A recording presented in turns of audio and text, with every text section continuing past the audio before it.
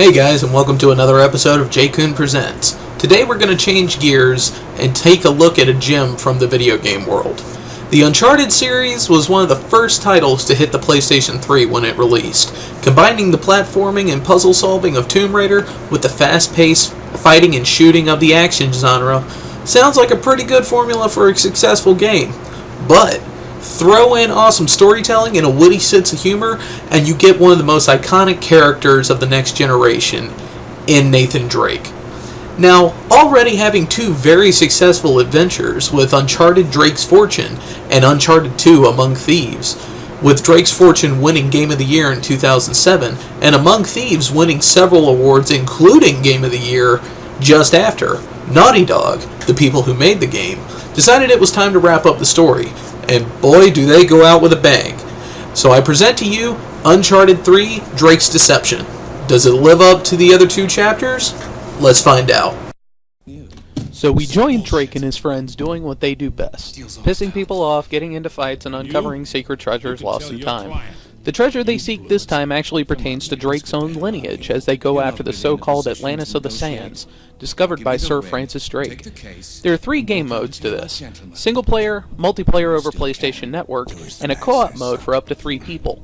I'll only cover the single-player portion though, since I haven't touched the other two modes due to the fact that my internet has not been the best since playing this, and I don't really have any friends that own a PS3, let alone this game. So let's go ahead and go down the list. First off, graphics and sound. When I say this game shows off just what the PS3 can do, I mean it. All of it looks beautiful. Everything is detailed, even down to the shells coming out of the gun when you fire. Not one step is missed, and the fact that cutscene and gameplay merge seamlessly with each other. Hell, there were times I died and had to start over because I thought I was watching a cutscene and it turned out to be gameplay.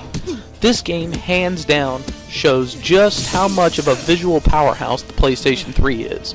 And if the graphics aren't for you, put it in 3D if you have the ability.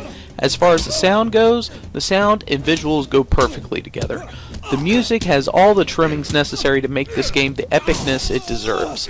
In my opinion, this is closest to a game looking like a movie we are ever going to get. Next up is gameplay. The controls are smooth. I dare say too smooth. Moving and jumping around on the platforming bits are a breeze. Dodging enemies and fighting hand-to-hand are a cinch.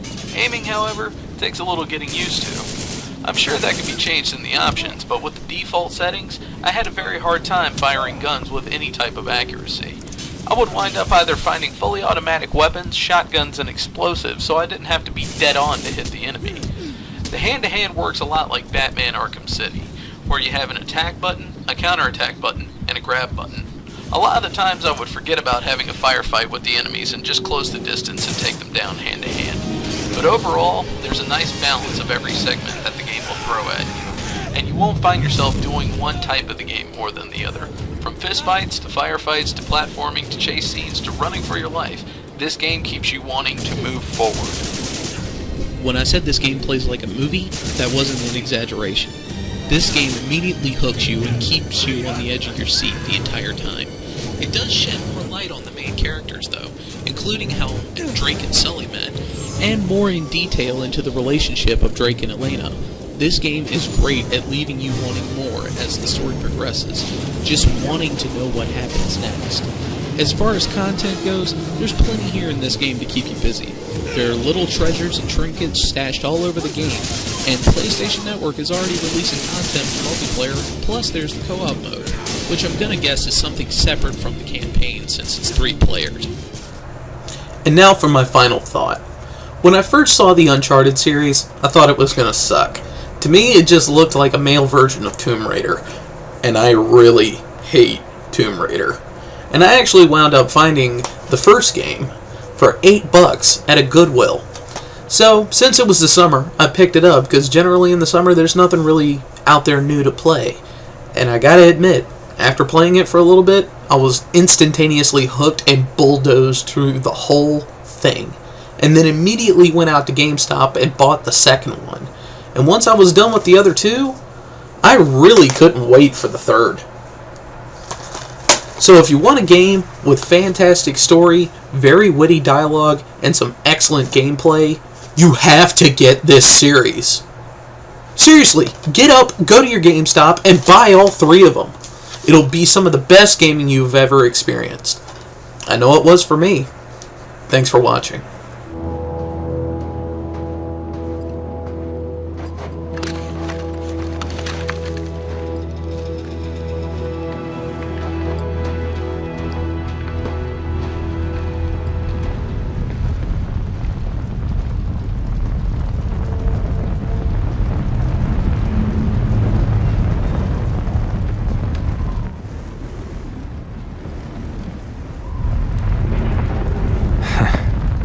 Perfect.